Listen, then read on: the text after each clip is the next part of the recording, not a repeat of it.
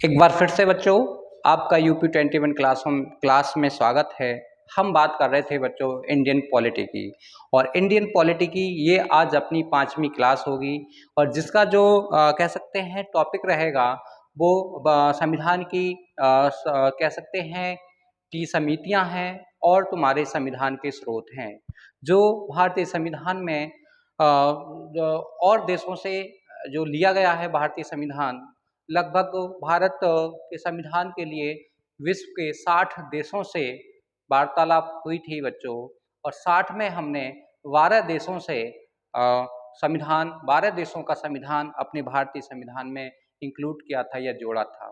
पर सबसे ज़्यादा जो हिस्सा है भारतीय संविधान में वो भारत सरकार अधिनियम 1935 का है 70%, और 30% जो है अलग देशों से लिया गया था। जो इसमें हम लगभग 12 देशों से हमने लिया था बच्चों। जो अपना पोस्टमार्टम के पैटर्न पे अपनी क्लास चल रही है, और एक पॉइंट टू पॉइंट हम बात करते हैं।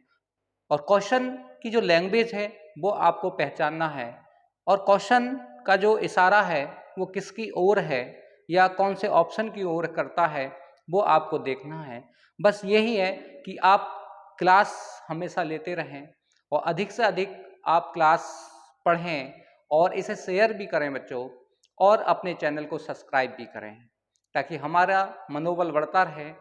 आप क्लास लेते रहें और हमारा मनोबल बढ़ता रहे बच्चों। आपको अच्छा कंटेंट देने की हम कोशिश करते हैं ताकि आपका भविष्य उज्जवल हो। ये हमारी कामना है कि आपका भविष्य हमेशा उज्जवल रहे और किसी भी प्रकार की कोई समस्या ना आए बच्चों। बस आपको थोड़ी कठिन तपस्या करनी होगी, या कह सकते हैं आपको कड़ी मेहनत करनी होगी। कहते नहीं कि सोने को जब सोना बनता है, सोना कब बनता है? जब वो उसे पूरा तपाया जाता है, तब जाके कहीं सोना बनता है। और सोना बनने के लिए हमें, या सोने जैसा बनने के लिए हमें अपने आप को तपाना पड़ेगा बच्चों। देखते हैं अपनी 5वीं क्लास, और तुम्हारा पहला क्वेश्चन है बच्चों। तो निम्नलिखित में से संविधान सभा की संघ संविधान समिति का अध्यक्ष कौन था? कहने का मतलब है बच्चों कि संघ संविधान समिति का अध्यक्ष कौन था? तो ऑप्शन ए है तुम्हारा बच्चों B.R. अम्बेडकर, ऑप्शन बी है G.V. कृपलानी, और ऑप्शन सी है बच्चों जवाहरलाल नेहरू, ऑप्शन डी है बदली कृष्णा स्वामी अय्यर। तो इनमें से कौन सा व्यक्ति है बच्चों जो संघ संविधान समिति का अध्यक्ष थे? जो संघ संविधान समिति के अध्यक्ष कौन थे बच्चों? तो देख लेते हैं। ऑप्शन सी इसका आंसर है बच्चों। कौन सा आंसर है? ऑप्शन सी इसका आंसर है। पंडित जवाहरलाल नेहरू संघ संविधान समिति के अध्यक्ष रहे थे बच्चों, या थे, अध्यक्ष थे इसके। और अगर हम बात करते हैं तो B.R. अम्बेडकर की, तो ये मसौदा समिति के, कौन सी के? मसौदा समिति के बच्चों अध्यक्ष थे। अगर हम बात करते हैं J.V. कृपलानी की, तो ये बच्चों संविधान सभा, या कह सकते हैं J.V. कृपलानी का अपना J.V. कृपलानी संविधान सभा या झंडा समिति के भी ये अध्यक्ष थे J.V. कृपलानी। और हम बात करते हैं पंडित जवाहरलाल नेहरू, तो पंडित जवाहरलाल नेहरू संघ संविधान समिति के अध्यक्ष थे। और अगर हम बात करते हैं अल्लादी कृष्ण स्वामी की, तो अल्लादी कृष्ण स्वामी ये मसौदा समिति के क्या थे बच्चों? ये मसौदा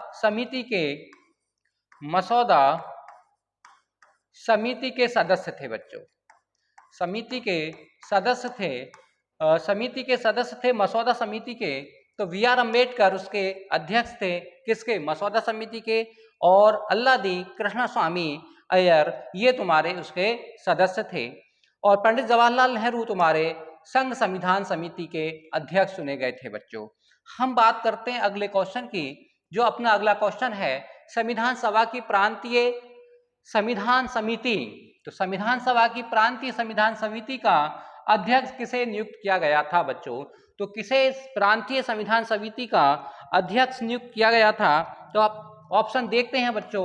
ऑप्शन है doctor B R Ambedkar, option B है पंडित जवाहरलाल नेहरू, ऑप्शन सी है डॉक्टर राजेंद्र प्रसाद और ऑप्शन डी है बच्चों सरदार पटेल, यानी कि सरदार वल्लभ भाई पटेल इसके अध्यक्ष थे। तो इनमें से, इन चारों व्यक्तियों में से कौन प्रांतीय संविधान समिति के अध्यक्ष रहे हैं बच्चों? तो जो इसका आंसर है वो तुम्हारा है बच्चों डी है। इसका आंसर क्या है?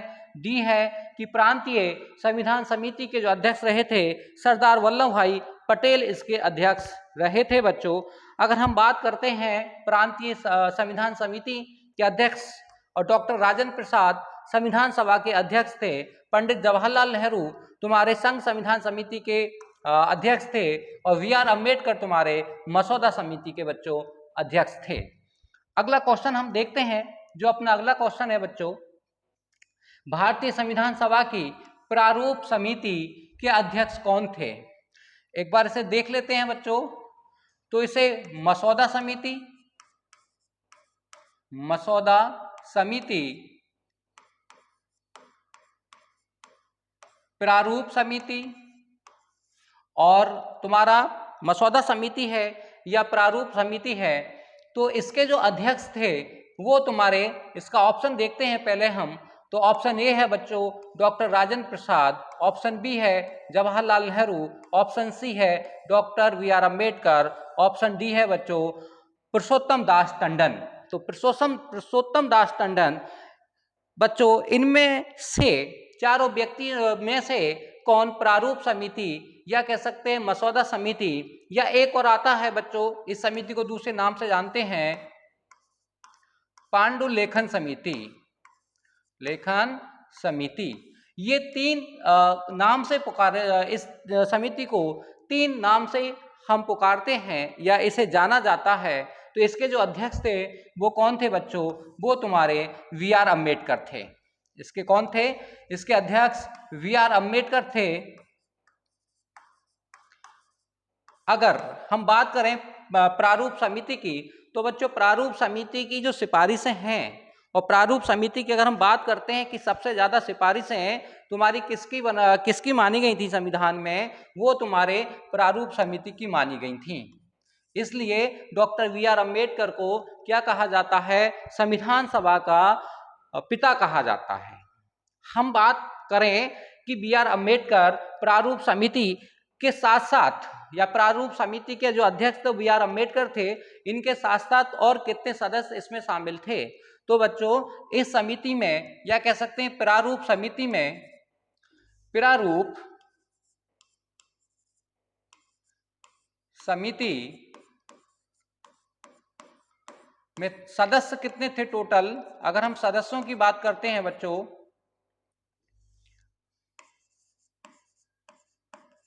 सदस्य टोटल 7 सदस्य थे बच्चों। सबसे पहले हम बात कर लेते हैं डॉक्टर वी आर अम्बेडकर की। डॉक्टर बी आर अम्बेडकर, तो ये क्या थे? ये बच्चों इस समिति के अध्यक्ष थे। क्या थे? अध्यक्ष थे। दूसरे आते हैं तुम्हारे, जो दूसरे, अब इनके जो सदस्य शुरू होंगे, तो सदस्य में कौन कौन आते हैं बच्चों? तो बी एल मित्र। कौन है? बी एल मित्र, बी एल मित्र। और तीसरे नंबर के होंगे बच्चों, तीसरे नंबर के हैं DP Khaitan, DP Khaitan, DP Khaitan हैं। और चौथा नंबर आता है बच्चों, तो चौथा नंबर किसका है? N Gopal Swami Iyengar, N Gopal Swami, N Gopal Swami Iyengar, N Gopal Swami Iyengar. हम बात करते हैं पांचवें व्यक्ति की, तो जो पांचवें व्यक्ति थे वो कौन थे? अल्लादी, कौन थे? अल्लादी कृष्णस्वामी, अल्लादी कृष्णस्वामी अयंगर। अय्यर, अल्लादी कृष्णस्वामी अय्यर, ये इसके क्या थे, 5वें नंबर के सदस्य थे बच्चों। अब हम बात करते हैं छठे नंबर के, जो छठे नंबर के कौन थे, तो छठे नंबर के कौन से सदस्य थे, तो छठे नंबर के थे के एम मुंशी, के एम मुंशी। तो के एम मुंशी छठे नंबर के थे। और नंबर 7 हम देख लेते हैं, तो 7 नंबर पे कौन है, मोहम्मद सदुल्ला, मोहम्मद शादुल्ला, मोहम्मद शादुल्ला, ये 7 व्यक्ति थे। तो सबसे पहले डॉक्टर वी आर अम्बेडकर इसके अध्यक्ष थे, और बी एल मित्र सदस्य थे, और डी पी खेतान सदस्य थे, और तुम्हारे एन गोपाल स्वामी अयंगर सदस्य थे। 5वें नंबर पर अल्लादी कृष्णम अय्यर हैं, और छठे नंबर पर के एम मुंशी, और 7वें नंबर पर मोहम्मद सदुल्ला हैं। ये तुम्हारे प्रारूप समिति के सदस्य और अध्यक्ष हो गए बच्चों, जिसका सबसे ज्यादा भारतीय संविधान में सिफारिशें मानी गई थी बच्चों। हम बात करते हैं अगले क्वेश्चन की, जो अपना अगला क्वेश्चन है, सूची फर्स्ट को सूची सेकंड से मिलान कीजिए और नीचे दिए गए कूट में से सही उत्तर का चयन कीजिए बच्चों।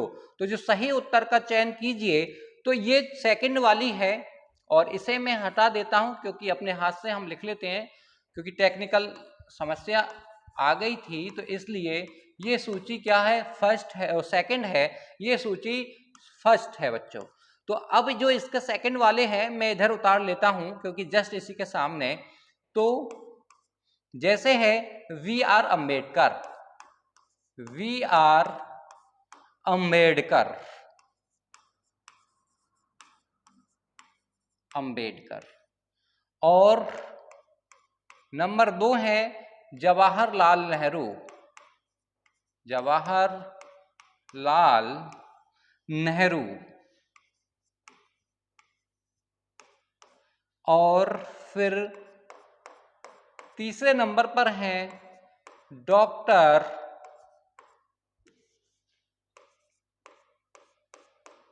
राजेंद्र प्रसाद, बच्चों, और चौथे नंबर पर हैं सरदार पटेल, सरदार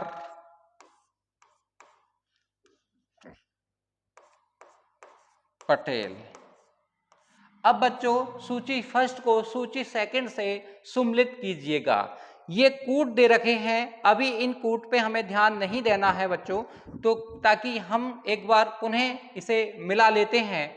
तो अगर हम बात करते हैं बच्चों, तो ऑप्शन इसमें प्रारूप समिति, तो प्रारूप समिति के जो अध्यक्ष थे वो कौन थे, वी आर अम्बेडकर थे। तो बच्चों कौन थे, बी आर अम्बेडकर थे। अगर हम बी आर अम्बेडकर की बात करते हैं, तो प्रारूप समिति के क्या हैं, ये अध्यक्ष हैं बच्चों।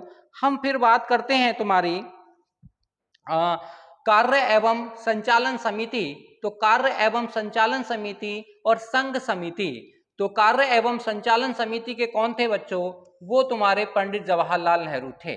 कौन थे, पंडित जवाहरलाल नेहरू थे। हम बात करते हैं संघ शक्ति के अध्यक्ष कौन है, तो इसमें कौन है, डॉक्टर राजेंद्र प्रसाद हैं बच्चों। हम बात करते हैं मूल अधिकार समिति के कौन है, तो इसमें सरदार वल्लभ भाई पटेल हैं बच्चों। ये क्वेश्चन थोड़ा सा टेक्निकल प्रॉब्लम के कारण आपको इसमें कूट सही से दिखाई नहीं देंगे, तो एक बार मिला लेते हैं बच्चों कि इसका मिलान कैसे होगा। तो इसका ए है, और ए के सामने क्या होगा तुम्हारा, ए है इसका ऑप्शन, तो ए वी और डी। अब इसमें हम बात करते हैं, इसका मिलान कर लेते हैं, इसका सीधा आंसर ही देख लेते हैं, बाद में इसमें दिखाई नहीं दे रहा, मैं सीधा सीधा आंसर बताता हूं बच्चों। तो ए देख लेते हैं, तो मूल अधिकार, और मूल अधिकार का क्या था, मूल अधिकार के हैं तुम्हारे सरदार वल्लभ भाई पटेल बच्चों। फिर आता है तुम्हारा प्रारूप समिति, और प्रारूप समिति का अगर हम देखते हैं तो प्रारूप समिति के फर्स्ट हो जाएंगे बच्चों। प्रारूप समिति के कौन हो जाएंगे?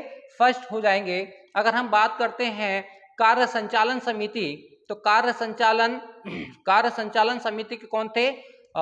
इसमें कार्य संचालन समिति के डॉक्टर राजेंद्र प्रसाद हैं और संघ समिति के पंडित जवाहरलाल नेहरू हैं।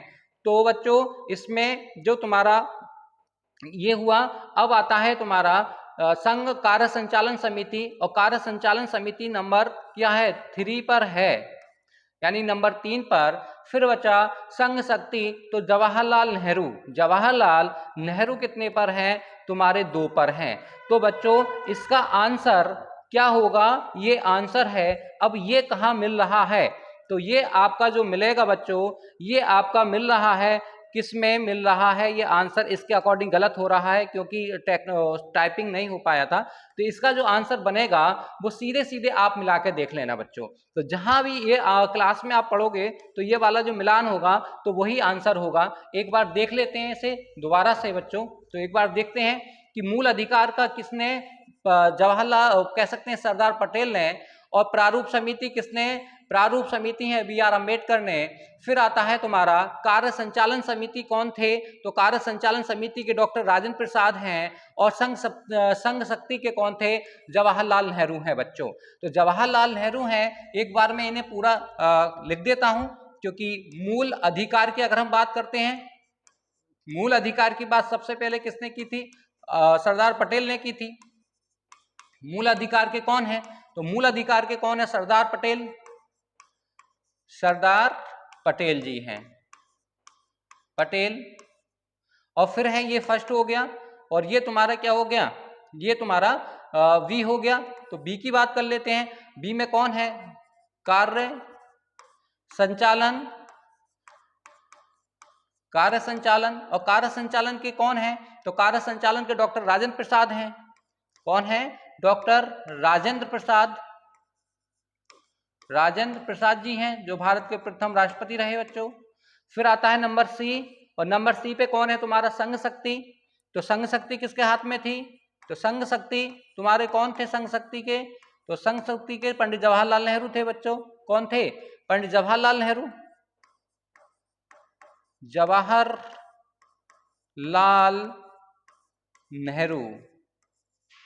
नेहरू हैं। और फिर आते हैं तुम्हारे इधर लगभग डी के। तो डी पे कौन है बच्चों? प्रारूप समिति। अगर हम प्रारूप समिति की बात करते हैं तो प्रारूप समिति के कौन थे? वी आर अम्बेडकर थे बच्चों। V R Ambedkar. ये तुम्हारे क्लियर हो गया बच्चों। ये प्रारूप समिति की बात करें तो बी आर अम्बेडकर हैं। संघ शक्ति की बात करें तो जवाहरलाल नेहरू हैं। कार्य संचालन समिति की बात करते हैं तो राजेंद्र प्रसाद हैं बच्चों। और मूल अधिकारों की बात करते हैं तो सरदार पटेल हैं। तो ये तुम्हारा क्वेश्चन थोड़ा सा बड़ा हो गया बच्चों। हम बात करते हैं अगले क्वेश्चन की। तो अगला क्वेश्चन है संविधान सभा द्वारा स्थापित मौलिक अधिकारों, इंपोर्टेंट है, मौलिक अधिकारों और अल्पसंख्यकों हेतु सलाहकार समिति का अध्यक्ष किसे नियुक्त किया गया था? जो अल्पसंख्यकों की बात की जाए तो किसे इसने नियुक्त किया गया था बच्चों? तो हम बात करते हैं क्वेश्चन नंबर तुम्हारे 5 की। तो क्वेश्चन नंबर 5 है तुम्हारा। तो इसमें जो आंसर की बात करेंगे कि इसका आंसर क्या है? सबसे पहले किसने बात की थी मौलिक अधिकार और तुम्हारे किसकी? अल्पसंख्यक हेतु सलाहकार समिति के अध्यक्ष किसे बनाया गया था? तो ऑप्शन ए है पंडित जवाहरलाल नेहरू, ऑप्शन बी है बच्चों सरदार पटेल, ऑप्शन सी है वी एन राय, और ऑप्शन डी है वी आर अम्बेडकर। तो बच्चों इसका जो आंसर है वो तुम्हारा है, कह सकते हैं कि सरदार पटेल। कौन है? सरदार पटेल है। तो सरदार पटेल इसके क्या थे? अध्यक्ष थे। अगर हम संघ शक्ति की बात करते हैं, संघ शक्ति समिति की बात करते हैं तो कौन थे? पंडित जवाहरलाल नेहरू थे। अगर हम वी एन राय, तो वी एन राय ने प्रारूप समिति की स्थापना की थी बच्चों। और कह सकते हैं कि संविधान के संवैधानिक सलाहकार भी वी एन राव रहे थे।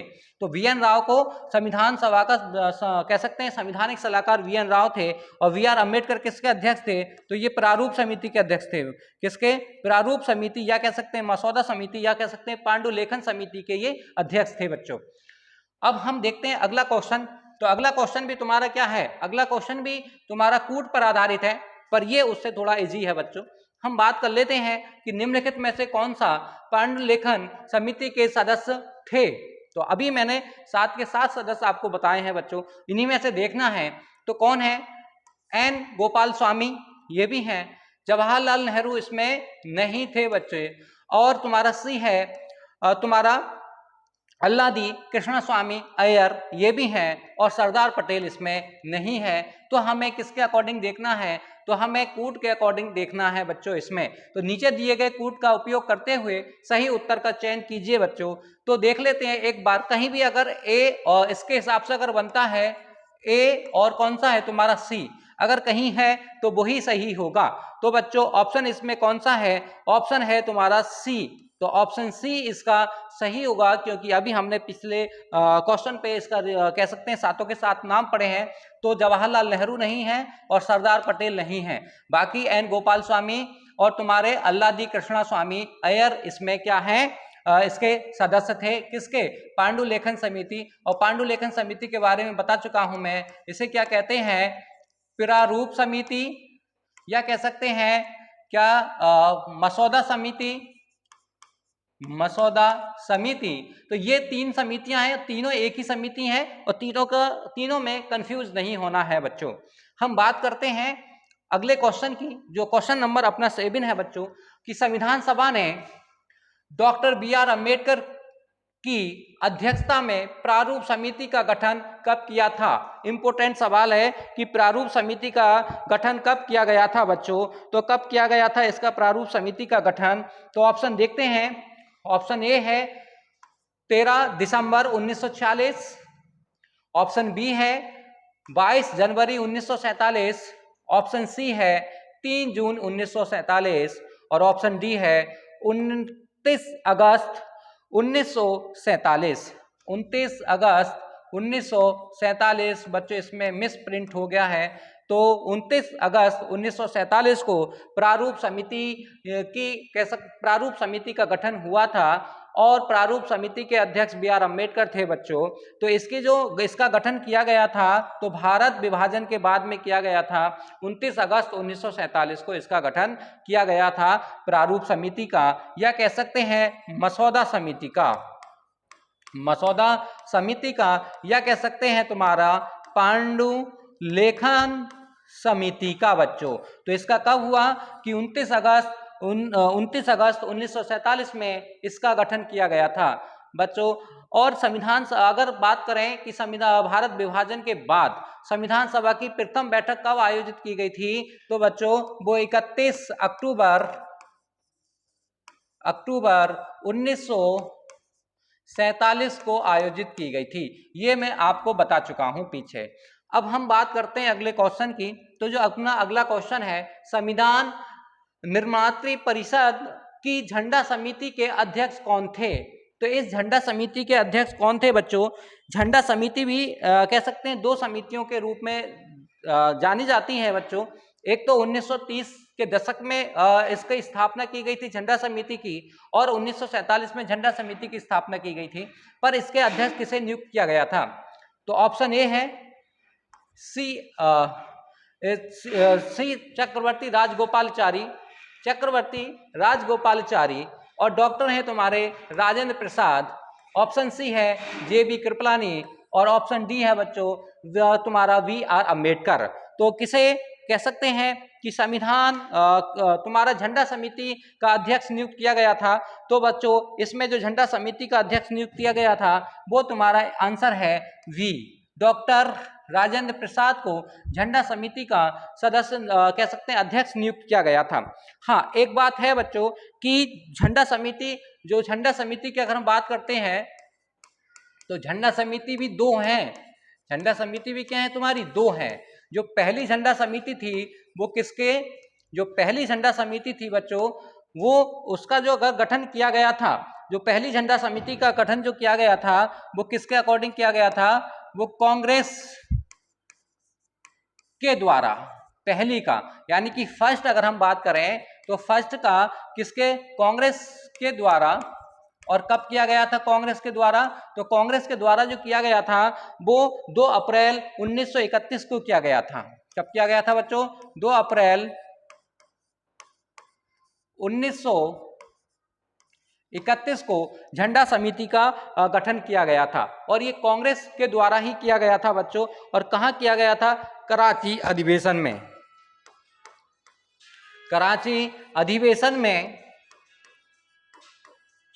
कराची अधिवेशन में इसका गठन किया गया था। इसका जो कह सकते हैं संबंध था वो और इसके जो अध्यक्ष बनाए गए थे पहले, जो इसके अध्यक्ष थे, तो अध्यक्ष की अगर हम बात करते हैं अध्यक्ष सरदार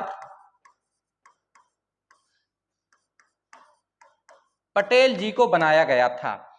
और दूसरी जो तुम्हारी झंडा समिति है, ये जो झंडा समिति थी जो दूसरी वाली है, तो सेकंड वाली जो झंडा समिति थी, अगर हम इसकी बात करते हैं दूसरी वाली झंडा समिति की, तो दूसरी वाली झंडा समिति का कब? इसका 23 जून, कब?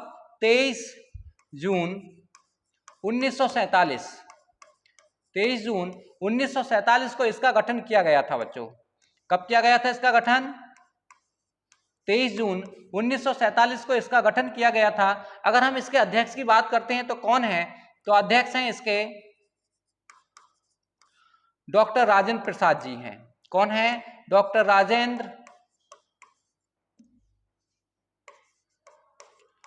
प्रसाद। डॉक्टर राजेंद्र प्रसाद इसके क्या थे? अध्यक्ष थे। और ये कितने सदस्य हैं? इसमें जो झंडा समिति थी इसमें कितने सदस्य रखे गए थे बच्चों? तो इसमें जो कुल सदस्यों की अगर हम बात करते हैं तो इसमें जो सदस्य थे वो तुम्हारे 6 लोग थे। कितने लोग थे? 6 लोग थे। और इस वाली में भी तुम्हारे 6 लोग थे और इसमें भी तुम्हारे 6 लोग थे। और आगे हम क्वेश्चन पे बात करते हैं, अगले वाले क्वेश्चन पे। तो जो अपना अगला क्वेश्चन है, भारत के संविधान में उद्देशिका का विचार कहां से लिया गया था? ये तुम्हारे स्रोत से आ गए कि भारतीय संविधान में कहां से कौन सा स्रोत लिया गया था बच्चों। तो हम बात करते हैं भारतीय संविधान में उद्देशिका का विचार या उद्देशिका कहां से ली गई थी बच्चों। तो ऑप्शन ए है इटली, ऑप्शन बी है कनाडा, ऑप्शन सी है फ्रांस, ऑप्शन डी है यूएसए।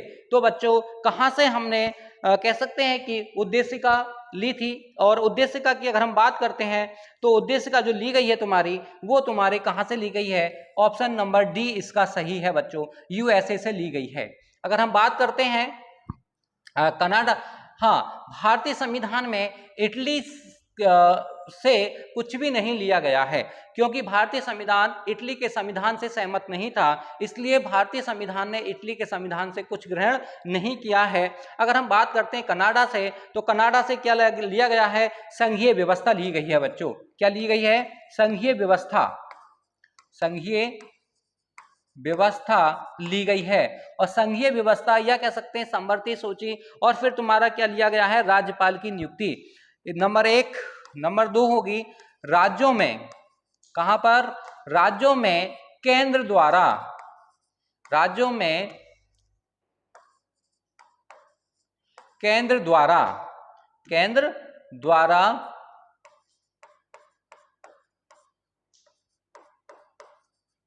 राज्यपालों की नियुक्ति। क्या? राज्यपालों की नियुक्ति। ये 2 टॉपिक हो गए, संघीय व्यवस्था कनाडा से, और तुम्हारा क्या लिया गया है? राज्य में तुम्हारे राज्यपाल की नियुक्ति। और कौन करेगा उसे नियुक्त? केंद्र सरकार करेगी।